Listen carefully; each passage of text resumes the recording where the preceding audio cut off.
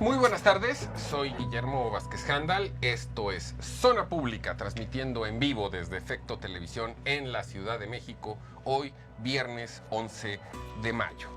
Y como todos los viernes, a mí me da mucho gusto darle la bienvenida a Rafael Martínez de la Borbolla. Rafael, hola, buenas tardes a todos, buenas tardes, feliz viernes. Afortunadamente ya, viernes. ¿Y de qué nos vas a platicar hoy, Rafita? Encontré un libro muy interesante de un polaco que acabó siendo un académico en la Universidad de Pensilvania, Moshe Lewin, y escribió, él nace en Polonia en 1921 y le toca, en los últimos años de la guerra, se incorpora al Ejército Rojo, se queda en Polonia y a él le toca ver cómo el socialismo se empieza a desarrollar en Europa del Este y se va a especializar él en lo que es el socialismo. Y todos sus libros van a estar basados en la Unión Soviética. Es un gran historiador, es un académico, después se va a Israel, hace doctorados en la Sorbona. Pero te pregunto, el principio de la Unión Soviética como tal es comunista, no socialista. Pues sí, y aquí él nos va a decir, en una de sus primeras conclusiones, dice que lo que nosotros vimos en la Unión Soviética incluso no es ni socialismo, porque él comenta que el socialismo es que el Estado debe estar trabajando para la sociedad. Y que en el caso de la Unión Soviética lo que acabó pasando, en lo que terminó fue que las empresas... comunismo. Acabaron a manos trabajando para los burócratas, para la burocracia. Y él pone ahí, él señala que esa fue una de sus principales causas del derrumbe del bloque soviético. Qué bueno que de todas maneras duró bastante tiempo. Duró bastante tiempo. El libro en sí son 3 capítulos. En el primero viene del triunfo de la Revolución de Octubre hasta la muerte de Stalin.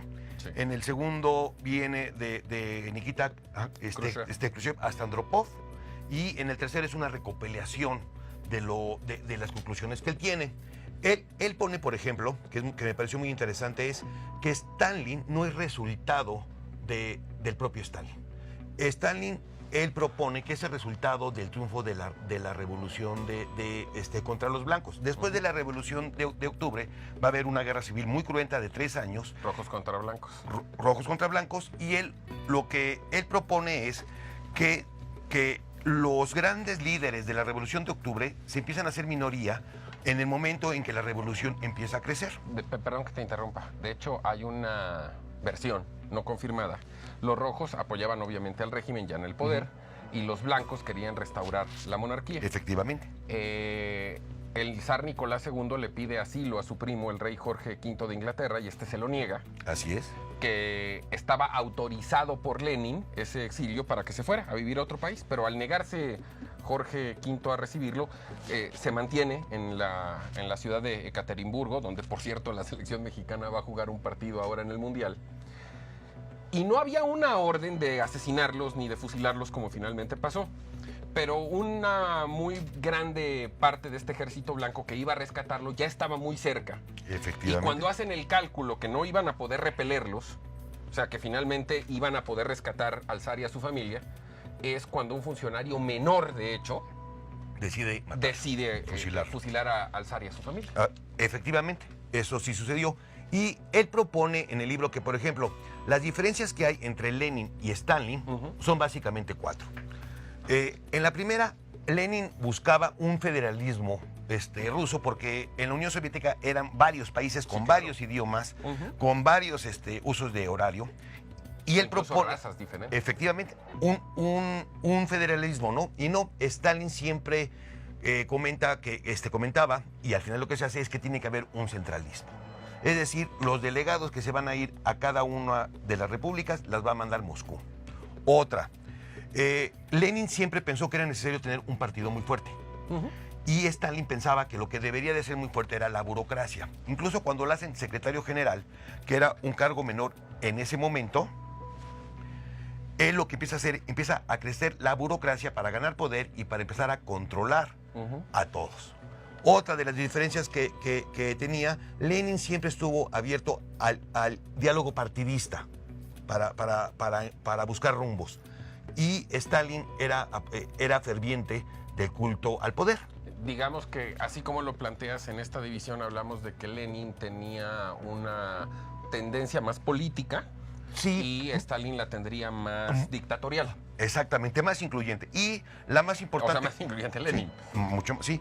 Y la más importante quizás era que Lenin pensaba que después del triunfo de la Revolución Rusa tenía que continuar la revolución por todo el mundo, principalmente a Europa. Y Stalin se da cuenta que no, que lo que tienen que hacer es fortalecer el comunismo primero en la Unión Soviética. Al final, todo el mundo pensamos que el stalinismo va a seguir hasta los 80s y no es cierto. Con la muerte de Stalin viene un cambio. Cuando llega Nikita Khrushchev viene un cambio. Y viene un Bueno, también hay que señalar, porque esta es una parte muy importante de cualquier narrativa que tenga que ver con la Unión Soviética, que Stalin se instala a vivir en compañía de todos los dirigentes del Politburó, como De la como Plaza ellos Roja. le llaman, del Soviet, Ujú. en Moscú, y que ahí convivían como en una especie de departamentos Efectivamente. en el Kremlin Así es. todos los demás dirigentes. Y que esa convivencia, independientemente de las luchas internas por el poder, fue derivando en que Stalin mandó a matar a todos y a cada uno de sus compañeros. Efectivamente. Incluso, porque todos conocen la historia de León Trotsky, que fue asesinado precisamente aquí en México, que tuvo alguna disputa ideológica con Stalin, viene a México y hasta aquí lo manda a matar. Efectivamente. Pero Stalin acabó con todos sus compañeros de lucha por una cuestión de mantenerse en el poder. Y digamos que Khrushchev viene siendo, o sea, los que lo relevan, Nikita Khrushchev, ya vienen siendo de una generación De otra generación, posterior. efectivamente. Y aquí lo que plasma es que Nikita lo que trata de hacer es darle aire a la revolución, al ciudadano. Además vienen de la Segunda Guerra Mundial, el país está devastado, y empiezan ellos con las políticas planificadoras de industrializar de nuevo al país, de crear infraestructura. Y lo que comenta este libro es que lo único que crece es la burocracia. Y al final, los que van a ser realmente los dueños de las empresas van a ser los burócratas que las están manejando. El partido se empieza a hacer pequeño en medio del Estado, y él dice que la Unión Soviética fue una estadocracia por lo grande que era la burocracia. Y comenta que en el momento en que las personas no tienen un aliciente para ser empresarios, para ser científicos, para ser artistas, Para mejorar. lo que pasó es que, quitando la industria armamentista, donde la Unión Soviética siempre estuvo a la vanguardia con Estados Unidos en el desarrollo de armas, en todos los demás rubros se empezó a quedar para atrás. Y resulta que al final, cuando ella llega a Brezhnev, que se llama como un largo sueño, en la Unión Soviética pasaban cosas muy extrañas. Por ejemplo, había escasez. No hubo hambruna nunca, pero sí había escasez, y se empieza a hacer el mercado negro, porque la gente tiene algo de dinero, pero no tienes que comprar, y empiezan y la gente necesita vivir. Además, hay que recordar que esa Unión Soviética en términos de tamaño era Gigantesca. Y por ejemplo, ir de Moscú a Vladivostok en avión te costaba $10 por el subsidio. Entonces la gente, pues cuando los listos, lo que empiezan a hacer es que empiezan a traerse cosas de Moscú para Vladivostok y viceversa, un mercado negro que se está haciendo con los subsidios del Estado. Y al final, lo creativo que es el hombre, y es lo que impulsa al desarrollo, se desinhibe. Se desinhibe completamente. Y por ejemplo, que me llamó mucho la atención, resulta que todas las metas que trazaban ellos estaban en toneladas. Y por ejemplo, hay un caso muy específico que tenían que producir una fábrica, tantas toneladas, miles de toneladas de focos, y resulta que lo que hacen es que las hacen tan grandes, que pesaran tanto, que no las podías poner tú en tu casa. O para tener un coche que se trajeron de la Fiat, lo copiaron literalmente, tú tienes que esperar 5 años si eras un ciudadano promedio para tenerlo. O si tú te ibas a casar y que te iban a dar tu departamento, porque todos eran departamentos, te tenías que esperar de 4 a 5 años, y el resultado era que todo el mundo vivía con sus papás. Sí. Y ahí te das cuenta que el espíritu del empresario sí es necesario en todas las naciones, porque es como un artista. Pero si tú lo estás inhibiendo y si lo estás golpeando, lo único que hace es que vas a crear una carestía y una falta de desarrollo de oportunidades, que lo que se va a crear es una burocracia que, como no tiene para dónde subir, lo único que quiere es permanecer. Sí, digamos que el gran signo, sobre todo en la última parte del fin de la era soviética o del comunismo, fue precisamente que, siendo un país tan grande, con tantos recursos de todo tipo, humanos, materiales, tuvieran tales carencias, independientemente de este ámbito de falta de libertades, de represión, que afortunadamente, y eso hay que decirlo, pudo trascender en el tiempo sin necesidad de otra guerra o de otra revolución. Y para terminar, el único que podemos ver, el fracaso de la economía planificada es... Antes de la Primera Guerra Mundial, el granero de Europa era Rusia, ¿Sí? La Rusia de los zares.